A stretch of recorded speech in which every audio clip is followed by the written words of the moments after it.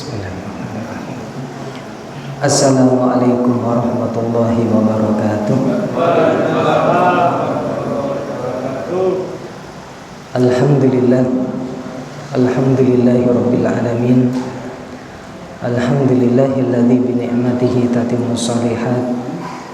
Asyhadu an la ilaha illallah wahdahu la syarikalah wa asyhadu anna Muhammadan abduhu wa rasuluh.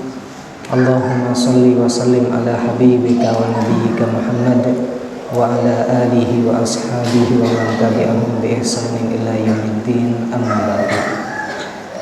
Alhamdulillah, segala puji senantiasa kita panjatkan kehadirat Allah Subhanahu wa taala yang tidak henti-hentinya Allah limpahkan kenikmatan kepada kita. Mudah-mudahan kita senantiasa tidak kufur terhadap nikmat yang Allah limpahkan kepada kita. Mudah-mudahan kita senantiasa sadar bahwasanya hanya dengan kenikmatan dari Allah Subhanahu wa taala kita senantiasa diberikan kemudahan oleh Allah Subhanahu wa taala untuk terus mengisi usia-usia kita, umur kita di dalam melakukan ketaatan sebagai bekal terbaik untuk kita guna berjumpa dengan Allah Subhanahu wa taala kelak di hari akhir. Salawat dan salam mudah-mudahan senantiasa terlimpahkan kepada tauladan yang terbaik, junjungan yang mulia Nabi besar Muhammad sallallahu alaihi wasallam, kepada keluarga beliau, sahabat beliau, dan kepada seluruh pengikut beliau sampai hari akhir kelak. Bapak Ibu jamaah Masjid Babus Salam yang mudah-mudahan senantiasa mendapatkan limpahan rahmat, hidayah, dan taufik dari Allah Subhanahu wa taala. Manusia Allah Subhanahu wa taala jadikan bertingkat-tingkat di dalam kehidupan dunia ini. Ada di antara manusia dia bekerja dari pagi hari sampai malam hari, bahkan lembur, tapi dia tidak mendapatkan kecuali hanya beberapa puluh ribu saja. Wonten apa mboten? Kadang nggih. Dan sebaliknya ada orang yang kerjanya cuma santai-santai di dalam rumah, bahkan bisa jadi sambil baring-baring, ternyata dia mendapatkan bahkan ratusan ribu, bahkan ada yang sampai jutaan.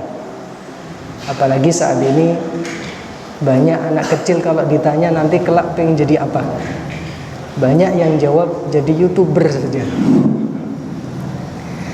Kerjanya sambil main-main di dalam rumah, tidak capek-capek, tapi hasil yang didapatkan berjuta-juta.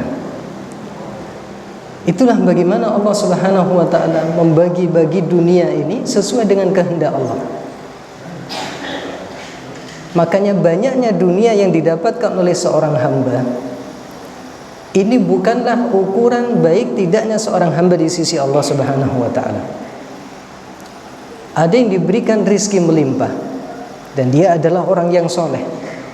Ada yang diberikan rizki yang melimpah yang lain, ternyata dia adalah orang yang paling memusuhi Allah. Bagaimana Korun, bahkan sekarang kalau kita melihat orang yang terkaya di bumi ini adalah bukan muslim. Itulah dunia. Makanya Allah Subhanahu wa taala berfirman di dalam surat Al-Ankabut ayat 62, Allahu yabsutur rizqa liman yasha'u min ibadihi wa yaqdiru lah. Allah Subhanahu wa taala membentangkan rizki kepada siapa yang Allah kehendaki dari hamba-hambanya, dan Allah Subhanahu wa taala juga membatasi, menetapkan kadar rizki di antara hamba-hambanya yang lain. Innallaha bikulli syai'in alim, dan Allah Subhanahu wa taala Maha mengetahui terhadap segala sesuatu. Jadi Allah yang lebih tahu kenapa fulan kok dapatnya banyak sedangkan fulan dapatnya sedikit. Kerjanya sama, jamnya sama, lelahnya sama, tapi kok dapatnya berbeda-beda. Allah Subhanahu wa taala yang Maha tahu. Inilah dunia Bapak Ibu yang dimuliakan Allah Subhanahu wa taala, yang menjadi pertanyaan besar. Siapakah orang yang kaya sesungguhnya? Apakah orang yang kaya adalah orang yang rumahnya penuh dengan fasilitas? Apakah orang yang kaya kendaraannya adalah mewah? Atau mungkin bahkan sampai jam tangannya saja harganya sampai 11 miliar misalnya. Waliyadzubillah. Apakah orang yang kaya kalau pergi kemana-mana dia sampai punya jet pribadi misalnya? Atau kaya yang sesungguhnya di mata Allah Subhanahu wa taala tidak dengan ukuran materi dunia. Dan inilah hadis yang kita pelajari pada malam hari ini. Nabi kita yang mulia sallallahu alaihi wasallam, beliau bersabda di dalam sebuah hadis yang diriwayatkan oleh Imam Bukhari, "Laisal ghina an kathratil 'aradi walakinnal ghina hinan nafsi."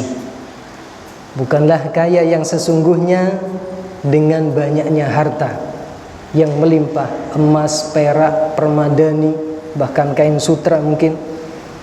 Tidak. Akan tetapi orang yang kaya sesungguhnya yang disabdakan oleh Nabi SAW adalah ghinan nafsi, orang yang kaya hatinya. Makanya ada orang yang sudah diberikan kekayaan triliunan rupiah, dia masih belum merasa kaya juga, masih nuwun sewu, masih korupsi juga, masih mengambil hartanya kaum muslimin, bahkan hartanya negara. Kenapa?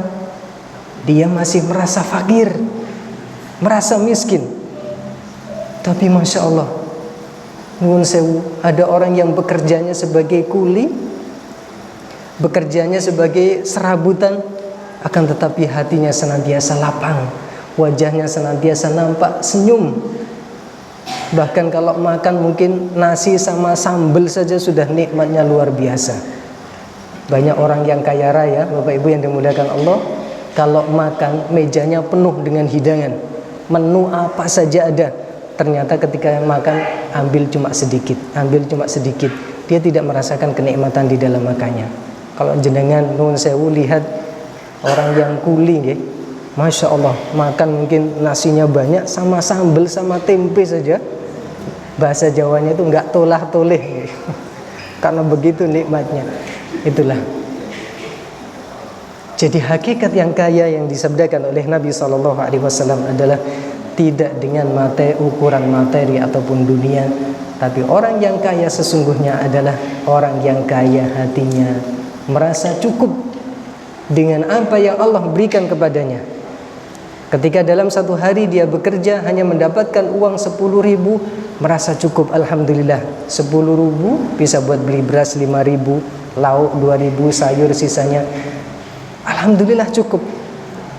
Dia senantiasa merasa cukup dengan apa yang diberikan oleh Allah Subhanahu wa taala. Pernah suatu ketika Nabi SAW bersama dengan sahabat Abu Hurairah radhiyallahu anhu. Kemudian beliau memberikan nasihat kepada sahabat Abu Hurairah, "Ya Abu Hurairah, wahai Abu Hurairah." Disebutkan dalam sebuah riwayat Nabi sedang bersama dengan Abu Hurairah, baik itu di atas kendaraan, yaitu tunggangan dibonceng. Nabi mengatakan kepada Abu Hurairah, "Ya Abu Hurairah, kun wari'an takun min a'badin nas." Wahai Abu Hurairah, jadilah engkau seseorang yang warok. Warok itu adalah tidak hanya yang diharamkan saja yang ditinggalkan, bahkan perkara-perkara kalau itu bisa menjerumuskan ke dalam kelalaian meskipun hukumnya mubah, kalau orang warok itu akan ditinggalkan. Jadi hukumnya yang mubah pun kalau itu bisa melalaikan dia di dalam beribadah kepada Allah, dia tinggalkan. Maka Nabi memberikan nasihat kepada sahabat Abu Hurairah, "Ya Abu Hurairah, kun wari'an takun min a'badin nas." Wahai Abu Hurairah, jadilah engkau seorang yang warok, maka engkau akan menjadi seorang yang paling ahli ibadah di antara manusia yang lain. Warda bima qasamallahu laka takun min aghnan nas, dan ridholah dengan apa yang Allah bagikan untukmu dari rizki. Ridholah dengan apa yang sudah Allah tetapkan untukmu, maka engkau akan menjadi orang yang paling kaya di antara orang-orang yang sangat kaya. Ini Bapak Ibu yang dimuliakan Allah. Jadi ternyata untuk menjadi kaya itu kita harus berusaha untuk senantiasa mensucikan hati kita, membersihkan hati kita. Ternyata kaya yang sesungguhnya bukanlah dengan banyaknya materi, kendaraan yang mewah, rumah yang penuh dengan perabotan yang bermerek dan yang lainnya, tidak. Tapi orang yang paling kaya adalah orang yang senantiasa ridho dengan apa yang ditetapkan oleh Allah Subhanahu wa ta'ala. Kalau dia diberikan rezeki mampu untuk membeli sesuatu yang dia butuhkan, alhamdulillah beli. Tapi kalau seandainya tidak, sudah, dia merasa cukup dengan apa yang sudah Allah tetapkan. Dia diberikan kenikmatan dengan sepeda motor, alhamdulillah, kan kemana-mana tidak capek, tidak harus berjalan. Malah kelebihannya sepeda motor itu, kalau panas kepanasan, kalau hujan kehujanan ya. Kalau mobil, kalau panas nggak kepanasan, kalau hujan nggak kehujanan. Artinya selalu bersyukur. Kalau seandainya tidak mampu untuk membeli sepeda motor, membeli sepeda goes, alhamdulillah. Jadi senantiasa bersyukur dengan ridho dengan apa yang ditetapkan oleh Allah Subhanahu wa ta'ala. Hadis ini sahih, dikeluarkan oleh Imam Tirmidzi, Ibnu Majah dan Imam Ahmad. Maka Bapak Ibu yang dimuliakan Allah, sekali lagi, jadi ternyata ukuran kaya yang sesungguhnya di hadapan Allah, yang kemudian dijelaskan oleh Nabi melalui lisannya, dan itu adalah wahyu dari Allah. Allah ingin mengajarkan kepada kita melalui nabinya agar kita senantiasa berusaha menjadi orang yang paling kaya di permukaan bumi ini. Bagaimana caranya? Dengan senantiasa menjadikan hati kita kaya. Hati kita senantiasa merasa cukup dan ridho dengan ketetapan Allah. Meskipun di pagi hari, ketika tidur di malam hari, kita mungkin memikirkan besok akan makan apa. Ternyata di dapur masih ada beras, tidak ada lauk, tidak ada apa-apa. Alhamdulillah. Kalau masih ada tomat sama cabai, alhamdulillah. Orang kalau di dalam satu harinya itu, Bapak Ibu yang dimuliakan Allah, masih ada sesuatu yang dia makan, adapun untuk esok harinya sudah, itu adalah urusan Allah Subhanahu wa ta'ala. Allah yang akan memberikan rezeki kepadanya. Kalau dalam satu hari itu dia masih memiliki makan yang bisa dia makan, dia masih memiliki rumah, tempat untuk berlindung dari keburukan, dia berada di tempat yang aman, maka sesungguhnya seakan-akan dunia ini menjadi miliknya. Bagaimana Nabi yang mulia sallallahu alaihi wasallam menjelaskan dalam hadis sahih diriwayatkan oleh Imam Tirmidzi, "Man asbaha minkum aminan fi sirbihi." Barang siapa di antara kalian yang pagi harinya dalam keadaan aman, baik di kampungnya, di negerinya, di tempat dia tinggalnya, mu'afan fi jasadihi, dia diberikan kenikmatan sehat di dalam badannya, indahu qutu yaumihi, pada hari itu dia masih memiliki makan, hari itu saja, faka'anna mahizat lahu dunya, seakan-akan dunia itu menjadi miliknya. Jadi hari itu dia berada di dalam negeri yang masih diberikan kenikmatan aman. Pada hari itu dia diberikan kesehatan oleh Allah Subhanahu wa ta'ala. Seakan-akan dunia itu menjadi miliknya, meskipun dia tidak memiliki banyak makan. Makanya di dalam hal urusan dunia, agar kita senantiasa merasa cukup, merasa kaya, kita jangan melihat orang yang ada di atas kita. Kalau di dalam hal urusan ibadah, di dalam hal urusan akhirat, benar, kita diperintahkan melihat kepada orang yang lebih baik ketakwaannya, keimanannya, kesolehannya daripada kita, agar kita bisa berusaha memperbaiki diri dan mencontoh dia. Tapi di dalam hal urusan dunia, kita diperintahkan untuk melihat yang ke bawah. Jadi kalau kita masih diberikan kenikmatan, alhamdulillah, masih ada rizki, bahkan rizki masih cukup insya Allah untuk selama 1 bulan. Kita lihat di sana banyak orang-orang yang 1 hari saja dia belum tentu bisa makan. Kita diberikan rumah, tempat tinggal, alhamdulillah. Banyak orang yang di sana kalau seandainya malam dia kedinginan, kalau seandainya siang dia kepanasan karena rumahnya harus roboh.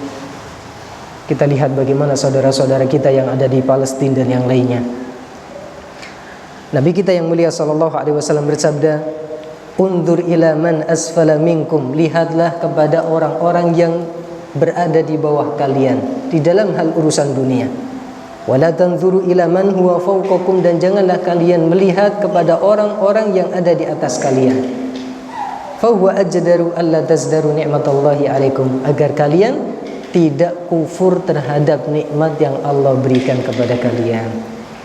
Coba Bapak Ibu, kalau yang dilihat kok rumput tetangga senantiasa lebih hijau, kapan nggih? Kita sudah punya rumah, oh, kok rumah tetangga lebih bagus. Kita sudah punya rumah, sampai kalau gerah kita mampu beli kipas misalnya, oh tetangga mulai masang AC, kurang bersyukur. Kita sudah diberikan kendaraan, oh tetangga sudah mampu beli kendaraan baru, kurang bersyukur lagi. Terus seperti itu. Tapi ketika yang kita lihat adalah yang di bawah kita, maka kita akan senantiasa bersyukur kepada Allah Subhanahu wa taala. Ternyata masih lebih banyak orang yang lebih kurang dan lebih miskin daripada kita. Maka kita senantiasa akan bersyukur kepada Allah Subhanahu wa taala. Orang yang paling kaya di permukaan bumi ini siapa?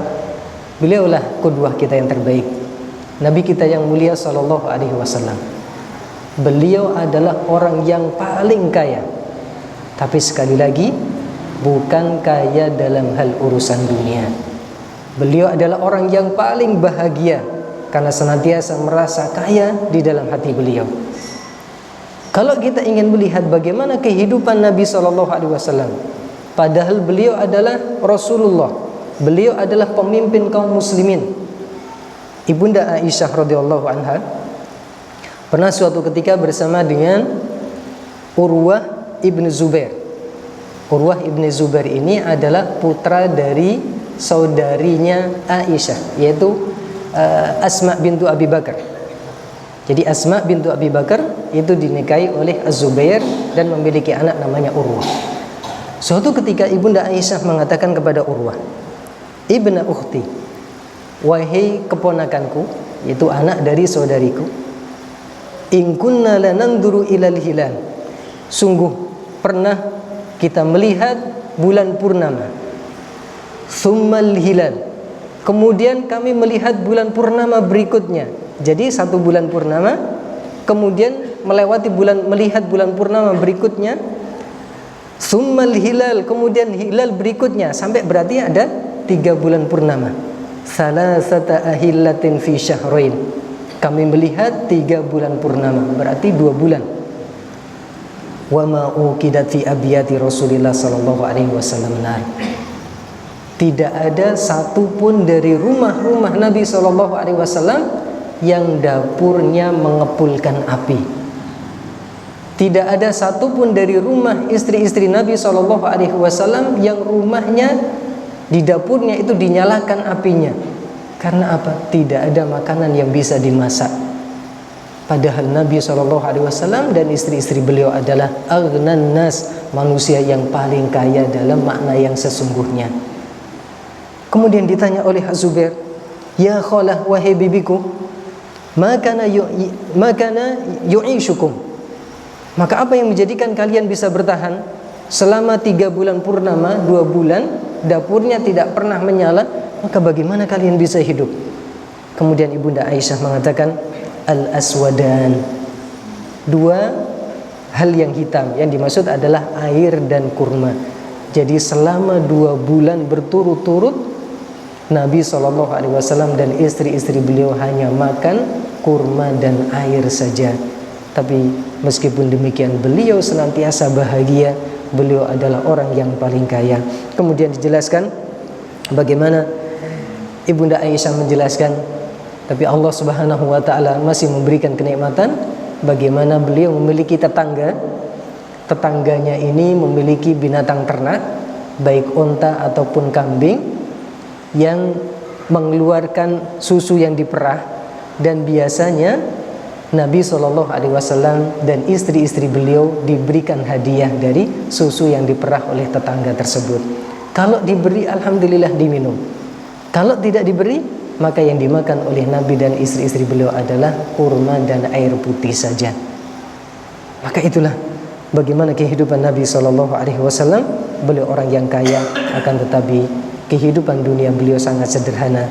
Maka Allah Subhanahu wa taala menjelaskan bagaimana di dalam surat Ad-Duha, wa wajadaka ailan fa'aghna. Dan kau mendapatkan dirimu awalnya adalah miskin, tapi Allah Subhanahu wa taala jadikan kaya. Meskipun kelihatannya beliau sederhana, akan tetapi beliau sallallahu alaihi wasallam senantiasa merasa kaya di dalam hati beliau sallallahu alaihi wasallam.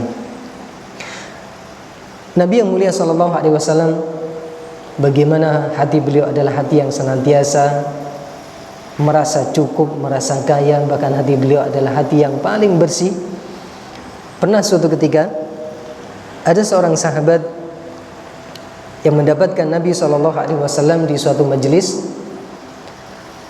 dan tiba-tiba Nabi SAW datang menemui majelis para sahabat. Nampak di wajah Nabi SAW beliau habis wudhu, jadi ada bekas air. Kemudian di antara sahabat ada yang mengatakan, ya Rasulullah, naraka thayyiban nafsi. Wahai Rasulullah, kami melihat Anda seakan-akan Anda adalah orang yang paling bahagia. Thayyiban nafsi, yaitu jiwanya sangat baik, yaitu bahagia sekali. Apa yang dikatakan oleh Nabi SAW? Ajal, benar. Jadi beliau dalam keadaan sangat bahagia, meskipun terkadang beliau selama 2 bulan hanya makan air dan kurma saja. Kemudian setelah itu para sahabat berdebat, apakah boleh kita menjadi seorang mukmin memiliki banyak harta, atau seorang mukmin yang baik itu adalah dia tidak boleh memiliki harta yang banyak. Para sahabat berdebat. Akhirnya kemudian Nabi SAW memberikan nasihat kepada para sahabat, fala ba'sa bil ghina liman ittaqa. Tidak apa-apa seseorang memiliki banyak harta, tapi dengan syarat dia adalah orang yang bertakwa. Tidak apa-apa seorang mukmin ketika dia diberikan kemudahan, kelapangan harta, rizki yang melimpah, tidak apa-apa, tapi dengan syarat dia adalah seorang yang bertakwa. Wasihatu liman ittaqa khairun minal ghina. Dan orang yang diberikan kesehatan dan dia bertakwa itu lebih baik daripada seorang yang kaya. Jadi dia adalah orang yang sehat, tapi dia adalah orang yang lebih bertakwa, itu lebih baik meskipun dia tidak memiliki banyak harta. Watibun nafsi minan naim. Dan hati yang senantiasa, jiwa yang senantiasa baik, senantiasa lapang, senantiasa cukup, itu adalah sebuah kenikmatan yang sangat besar. Tentang hadis ini adalah hadis dengan sanad yang sahih, dikeluarkan oleh Imam Ahmad. Nabi yang mulia SAW menjelaskan, fala ba'sa bil ghina liman ittaqa.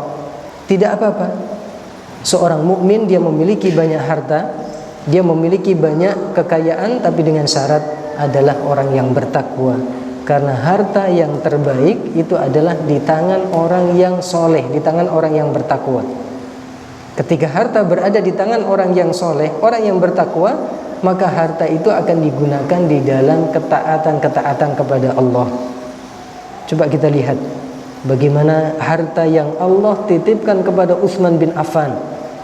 Bagaimana yang dilakukan oleh Utsman?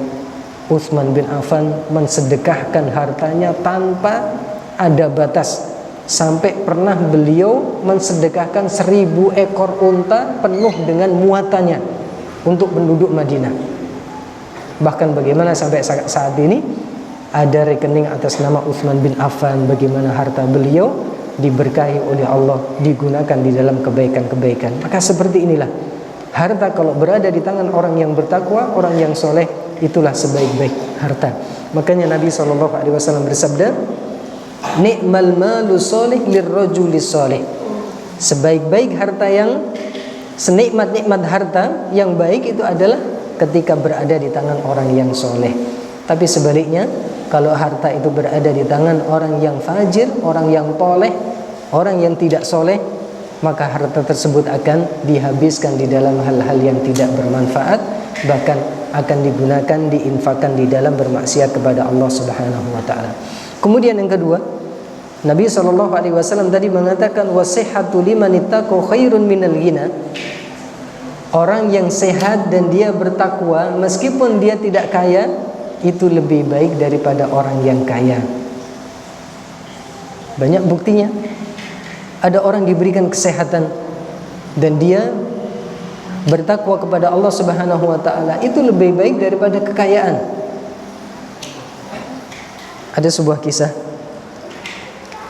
sangat luar biasa menjelaskan kepada kita bagaimana ternyata kesehatan itu tidak bisa dibeli dengan berapapun kekayaan yang kita miliki. Maka disinilah menunjukkan bahwasanya apa yang disabdakan oleh Nabi SAW itu benar. Orang yang sehat dan dia adalah seorang yang bertakwa jauh lebih baik daripada seseorang yang memiliki banyak harta. Ini disebutkan oleh Imam At-Tabari di dalam tarikh beliau, disebutkan oleh Ibnu Katsir di dalam kitab Al-Bidayah wan Nihayah, bahkan disebutkan oleh Al-Imam As-Suyuti. Ada seseorang yang bernama Ibnu Sammak. Ibnu Sammak ini hidup di zaman Khalifah Harun Ar-Rasyid. Suatu ketika Harun Ar-Rasyid ini minta nasihat kepada Ibnu Sammak. Ibnu Sammak ini adalah seorang alim. Harun Ar-Rasyid meminta nasihat. Wahai Ibnu Sammak, idzni. Wahai Ibnu Sammak, berilah aku mau'izah, nasihat. Kemudian Harun Ar-Rasyid, beliau mengambil air dan beliau akan minum. Sebelum beliau minum, tiba-tiba Ibnu Sammak mengatakan, ala rislika ya Amirul Mukminin. Sebentar wahai Amirul Mukminin, tahan, jangan minum. As'aluka bi qurabatika min Rasulillah sallallahu alaihi wasallam. Aku bertanya kepada Anda dengan kedudukan Anda, nasab Anda yang lebih dekat kepada Rasulullah sallallahu alaihi wasallam. Lau muni'ta hadhihi syurbah fabikam kunta tashtariha. Kalau seandainya Anda tidak bisa minum air ini karena sakit dan Anda tidak bisa meminumnya, harus berobat, bahkan harus membayar dengan harga yang mahal. Bahkan kalau seandainya dalam keadaan tidak ada air sama sekali kecuali satu gelas yang akan diminum, berapa Anda harus membelinya?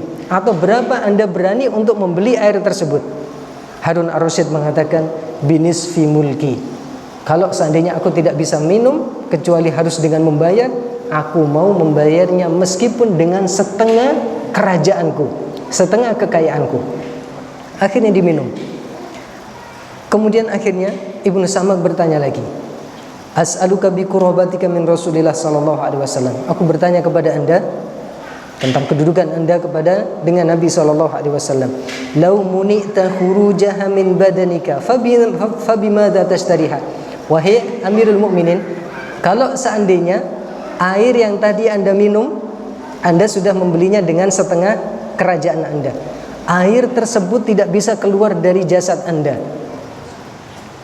Agar air tersebut bisa keluar, Anda harus membayarnya. Berapa Anda berani membayarnya? Agar air tersebut bisa keluar dari badan Anda. Kalau orang sakit harus berobat dengan mengeluarkan kekayaan. Harun Ar-Rasyid mengatakan, bijami'i mulki. Aku akan berani membayar meskipun dengan seluruh kekayaanku. Akhirnya apa? Ternyata kekayaan, harta yang begitu melimpah, ternyata itu hanya harganya, nilainya hanya seperti air saja, baik ketika diminum ataupun ketika keluar. Kemudian Ibnu Sammak mengatakan, inna mulkan qimatuhu syurbatu ma'in wa baulatun. Ternyata kekayaan kerajaan yang begitu banyaknya, ternyata nilainya itu hanya seperti air yang diteguk dan air, dan air kencing yang keluar. Akhirnya Harun Ar-Rasyid beliau menangis. Ternyata seperti itulah bagaimana hakikat dari dunia. Makanya tibun nafsi, jiwa yang senantiasa merasa kaya, itu adalah merupakan kenikmatan yang sangat besar dari Allah Subhanahu wa taala. Makanya Bapak Ibu yang dimuliakan Allah, ketika kita minta rizki, jangan hanya minta rizki saja, tapi minta agar kita dijadikan orang yang qanaah, yang merasa cukup dengan apa yang diberikan oleh Allah Subhanahu wa taala. Makanya Muhammad ibn Wasi, bagaimana beliau dari salah satu dari ulama generasi tabi'in, beliau mengatakan, Isa jam berapa? Isa? Enggak, Isa jam berapa? 13 menit lagi. Baik, maaf. Muhammad ibn Wasi mengatakan, Man qana'a bihadza lam yahtaj ila ahadin. Bagaimana beliau makanannya itu hanya roti yang keras. Dan roti ini kalau ingin dimakan itu tidak bisa kecuali harus dicelupkan ke air. Beliau makanannya itu adalah roti keras dicelupkan ke air dan kemudian beliau makan. Beliau mengatakan, barang siapa yang merasa cukup dengan ini, maka dia tidak membutuhkan kepada seorang pun, tidak membutuhkan kepada satu makhluk pun, yaitu hanya membutuhkan kepada Allah Subhanahu wa taala. Bapak Ibu yang dimuliakan Allah Subhanahu wa taala, maka kita harus senantiasa meminta qanaah kepada Allah Subhanahu wa taala. Bagaimana suatu ketika Nabi yang mulia sallallahu alaihi wasallam pernah didatangi oleh seorang sahabat sebelum masuknya ke dalam agama Islam. Sahabat ini bernama Hakim ibnu Hizam. Sahabat Hakim ibnu Hizam datang kepada Nabi SAW minta harta, minta banyak, dikasih oleh Nabi. Kemudian setelah itu datang lagi, dikasih lagi oleh Nabi. Masih tidak cukup, tidak puas, minta lagi, dikasih lagi oleh Nabi SAW. Akhirnya Nabi SAW memberikan nasihat, berapapun yang dikasih oleh beliau, Hizam ini, Hakim ibnu Hizam tidak akan pernah merasa cukup. Makanya Nabi SAW kemudian memberikan nasihat, ya Hakim, wahai Hakim, inna hadal mala khadiratun khulwah. Wahai Hakim, inilah harta ini adalah indah, manis. Itulah harta dunia. Faman akhadahu bisakhawati nafsin burika lahu fihi. Maka barang siapa seseorang diberikan harta tapi dia dengan merasa qanaah, maka akan diberkahi harta yang diberikan kepadanya. Tapi sebaliknya, waman akhadahu bi israfi nafsin lam yubarak lahu fihi. Tapi barang siapa yang diberikan harta tapi dia merasa jiwanya tidak pernah merasa puas, merasa senantiasa tamak, maka hartanya tidak pernah diberkahi. Ini Bapak Ibu yang dimuliakan Allah. Ketika kita diberikan harta, kemudian kita merasa qanaah, harta itulah yang akan diberkahi. Tapi berapapun banyaknya harta yang diberi oleh Allah, tapi kalau terus merasa kurang, tidak pernah merasa puas, harta tersebut tidak akan diberkahi oleh Allah Subhanahu wa taala. Sampai Nabi memberikan perumpamaan, kalladzi ya'kulu wa la yashba, seperti seseorang yang makan tapi dia tidak pernah merasa kenyang, terus makan tidak pernah merasa kenyang. Seperti itulah hakikat seseorang kepada dunia ini. Nabi yang mulia sallallahu alaihi wasallam, makanya di antara doa beliau, bagaimana beliau berdoa kepada Allah, sebagaimana disebutkan dalam riwayat Ibnu Abbas, beliau berdoa, Allahumma qanni'ni bima razaqtani. Ya Allah, senantiasa jadikanlah aku qanaah, merasa qanaah dengan apa yang Allah engkau rizkikan kepadaku. Wa barik li fihi, dan berilah keberkahan kepadaku di dalam rizkiku. Wakhluf alayya kulla ghaibatin li bi khairin, dan gantikanlah setiap harta yang hilang dariku dengan ganti yang baik.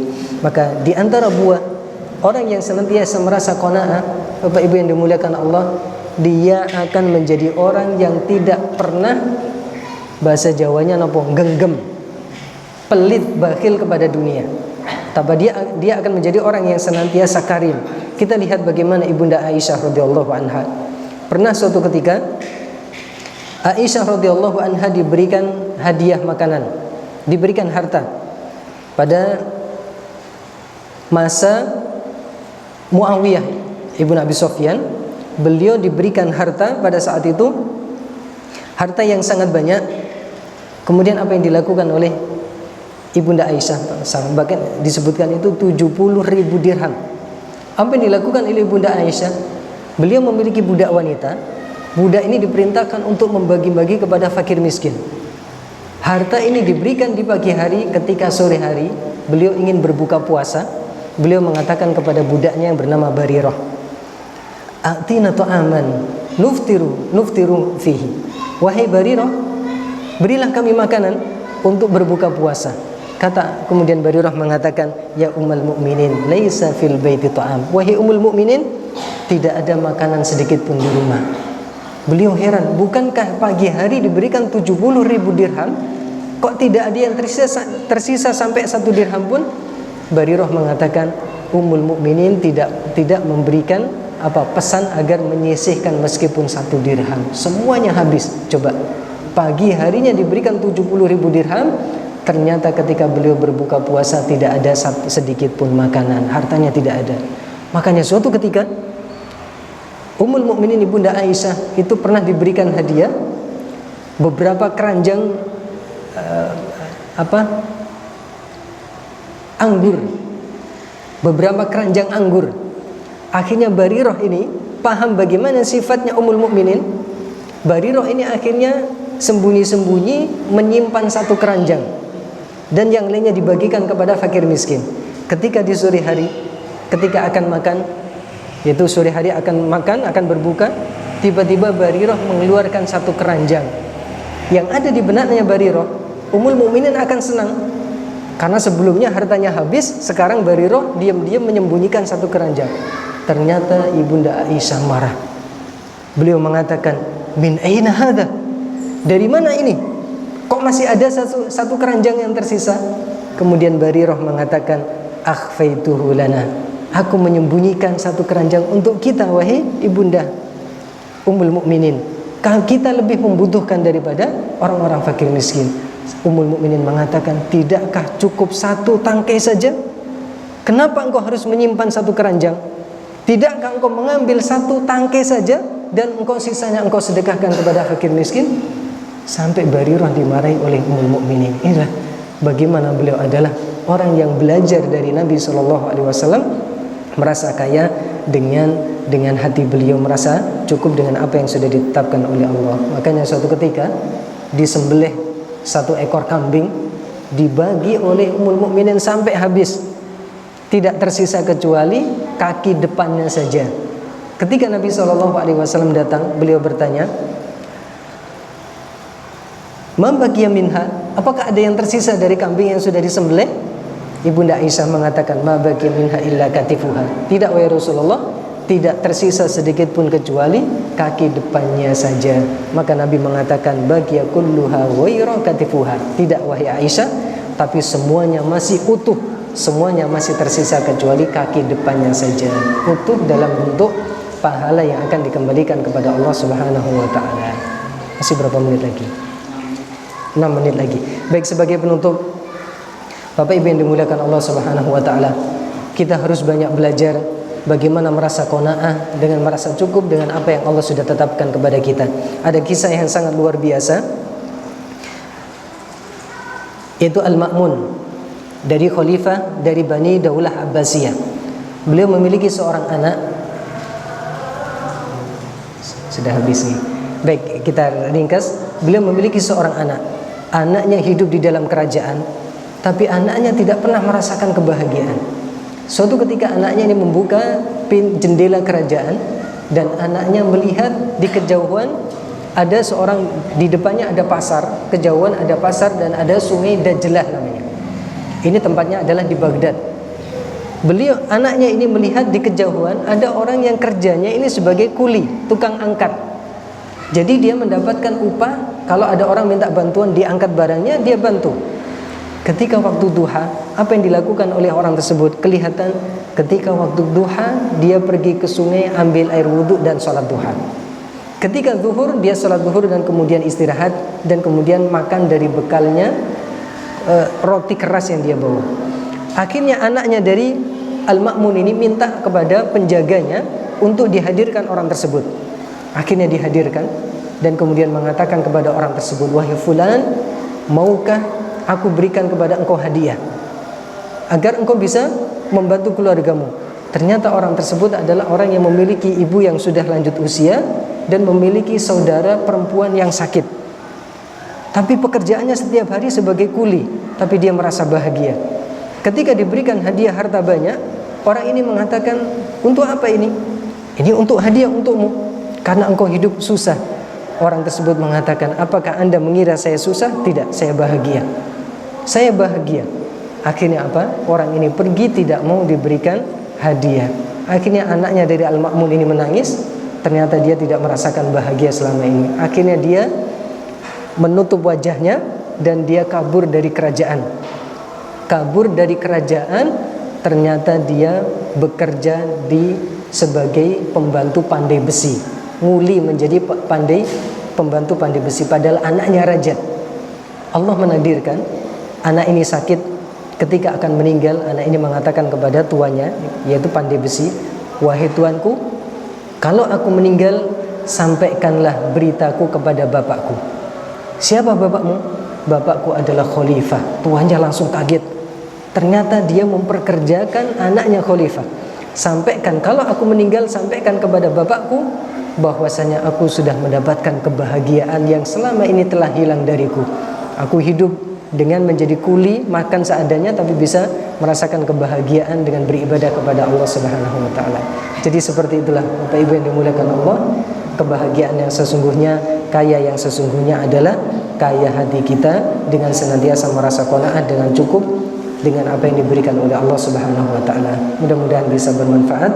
Kita tutup dengan doa kafaratul majlis. Subhanakallahumma bihamdika asyhadu an la ilaha illa anta astaghfiruka wa atubu ilaik. Assalamualaikum warahmatullahi wabarakatuh.